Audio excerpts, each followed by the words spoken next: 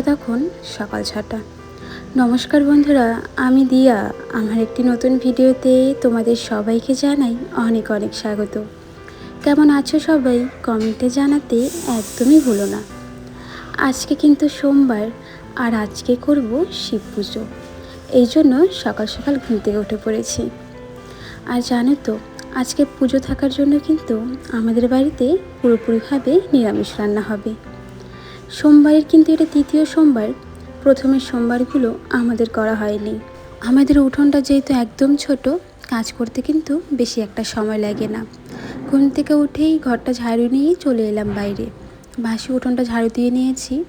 আর জানো, আমাদের না উঠোন ঝাড়ু দেওয়ার পর নোংরাগুলো এইভাবে হাতে তুলে তারপর পেছনের দিকে গিয়ে ফেলে আসতে হয়। আসলে বাথরুমের পাশ দিয়ে জায়গাটা অনেক কম, তো এমনি এমনি ঝাড়ু দিয়ে পরিষ্কার করে নিয়ে যাওয়া যায় না, সেই জন্য আজকে সকালবেলা আমাকে আবার রান্না করতে হবে না। কালকে রাত্রেবেলায় শাশুড়ি আমাকে বলে রেখেছিল সকালের রান্না বাড়িটা আমাকে করতে হবে না, উনি নিজেই করে নেবেন। আমি যাতে সকালে পুজোর দিকে ধ্যান দিই। আমাদের বাড়িতে তো গোপাল সোনা আছে, সকালবেলা গোপাল সোনাকে ঘুম থেকে উঠানো সব কিছু যাতে আমি করে নিই। আসলে প্রত্যেক দিনের কাজকর্মগুলো তো আমার থাকে, উনি করেন না, মানে উনি ঠাকুর ঘরের দিকে থাকেন। আর আজকে হলো আমার সেই দায়িত্ব। ঘরটা মুছে নিয়ে আমি চলে যাব সোজা স্নান করতে। আসলে এই ঘরটা মোছার পর আমি ভেবেছিলাম পাশের ঘরগুলো আমি একবারেই মুছে নিব। তবে তোমাদের দাদা ভাই এতটা তাড়াহুড়ো করছিল কি বলবো। এমন মনে হচ্ছিল পুজো দিতে যাওয়ার পর বাড়ি ফিরে মনে হয় আমেরিকা যেতে হবে। এই জন্য হাতে একদম সময় নেই, তাড়াতাড়ি করে সব কিছু করতে হবে। তো কোনোরকমভাবে আমি স্নানটা সেরে এলাম। আর আজকে পরেছি একটা শাড়ি। পুজো দেওয়ার সময় কিন্তু শাড়ি পরে পুজো দিতেই বেশি ভালো লাগে। আজকের পুজোটা দিব আমি আমাদের বাড়ির পাশেই মন্দিরে। আসলে শীতলা মাতার মন্দির আছে, সেখানে কিন্তু শিব ঠাকুরও আছে। এর থেকে মানে আমাদের বাড়ির একটা বাজার আছে, সেখানেও কিন্তু শিব ঠাকুরের মন্দির রয়েছে। তবে সেটা একটু দূরে, সেই জন্য সেখানে না গিয়ে বাড়ির পাশের মন্দিরে গিয়েছিলাম। এক জায়গায় পূজা দিলেই হলো, ঠাকুর তো সবাইকে, তাই না বলো। কালকে রাত্রিবেলায় শাশুড়িমা কিন্তু 5 রকমের ফল ফুল সব কিছুই নিয়ে এসেছিলেন। একটা আকন্দ ফুলের মালা দাম নিয়েছে যেন 30 টাকা, আর বাকি ফুলগুলো ওই 20-30 টাকার মতন দাম নিয়েছিল। আর বাকি সিঁদুর মোমবাতি সেগুলোও কিন্তু কিনে এনেছে। আমি তোমাদের দাদাভাইকে বলেছিলাম ভিডিওর মাধ্যমে একটু মন্দিরটা দেখিয়ে দাও কেমন দেখতে। এত তাড়াহুড়ো করে ভিডিও করেছে, মন্দিরটা যা আসলে কেমন দেখতে সেটাই বোঝাই যাচ্ছিল না। এখানে কিন্তু শীতলা মা রয়েছে। এই গেটটার মধ্যে মনে হয় তালা মারা ছিল, অতটা ধ্যান দিইনি তো। কিন্তু একটা জিনিস কি বলো তো, একটা মন্দিরে যখন অনেকগুলো ঠাকুর থাকে, আমরা একটা ঠাকুরকে পুজো দিব আর অন্য ঠাকুরকে দিকে ঘুরেও তাকাবো না, সেটা কিন্তু ঠিক নয়। আমার মনে হয় সেটাও অনেক ভুল হয়ে যায়, অন্য ঠাকুরকে অপমান করা। তবে যেহেতু তালা মারা ছিল, সেই জন্য আমরা ভেতরে ঢুকতে পারিনি। আমি বাইরে থেকেই প্রণাম করে তারপর চলে গিয়েছিলাম।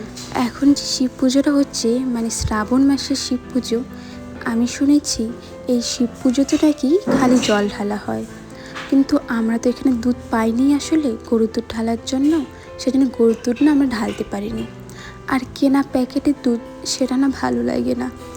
আচ্ছা, দুধ কি ঢালতেই হয় নাকি জল দিয়ে এইবার পুজো করা হয় অবশ্যই জানিও। সব নিয়মকানুন কিন্তু জানা নেই, সেই জন্যই জিজ্ঞেস করলাম। এখানে কিন্তু আকন্দ ফুলের মালা থেকে শুরু করে বাকি সব কিছু মানে আমি ঠাকুরকে পরিয়ে দিচ্ছিলাম। আর যেই 5 রকমের ফল নিয়ে গিয়েছিলাম তার মধ্যে সিঁদুর লাগিয়ে দিয়েছিলাম। আমি তো জানি সিঁদুর লাগিয়ে দেয়, অবশ্য লাগিয়ে দেয় কি না পুরোটা জানা নেই।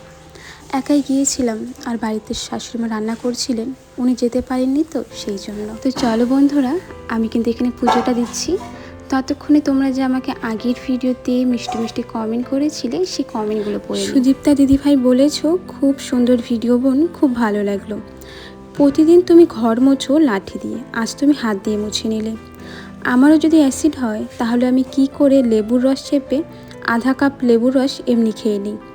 অনেকে শ্রাবণ মাসে নিরামিষ খায়, আমাদের বাড়িতে যেরকম সবাই নিরামিষ খাচ্ছে। আর আজকে আমাদের বাড়িতে পুজো হচ্ছে, সবাই নিরামিষ খাবে। পুরো ভিডিও দেখে নিলাম, রান্নাবাড়ি নিয়ে বেশ ভালোই কাটলো তোমার আজকে দিনটা। হ্যাঁ গো দিদিভাই, আজকে সোমবার, আর আমাদের বাড়িতে কিন্তু পুরোপুরিভাবে নিরামিষ রান্না হচ্ছে। মিনু ফ্যামিলি ব্লগ চ্যানেল থেকে বলেছো দিদিভাই অনেক সুন্দর হয়েছে, পাশে আছি। ধন্যবাদ গো দিদিভাই। সোমবর্মন দিদিভাই ভালোবাসা দিয়েছো। রাজশ্রী দিদিভাই বলেছো ভালো হয়েছে, ধন্যবাদ রাজশ্রী দিদিভাই। সুদীপ্তা দিদিভাই আরও কমেন্ট করেছো শুভ সকাল, আজ আমি সকাল সকাল ঘুম থেকে উঠেছি, বাড়িতে পুজো, তাই ফার্স্ট কমেন্ট করলাম, এখন ভিডিওটা দেখবো। ধন্যবাদ গো দিদিভাই। আচ্ছা দিদিভাই, তোমাদের কি বাড়িতেই মন্দির রয়েছে? অনেকের কিন্তু বাড়িতেই মন্দির থাকে, তারা বাড়িতেই পুজো দিয়ে থাকেন। তবে আমাদের বাড়িতে মন্দির নেই, তবে বাড়ির সামনেই কিন্তু এত বড় আর এত সুন্দর একটা মন্দির আছে, যেখানে তুলসীতলাও আছে। সেখানে কিন্তু পুজোটা দিয়ে আমি প্রণাম সেরে এরপর চললাম বাড়ির দিকে। বাড়িতে এসে পুজো দিলাম। আমি তো জানি যে সকালবেলা আগে বাড়ির পুজোটা দিয়ে তারপর যেতে হয়।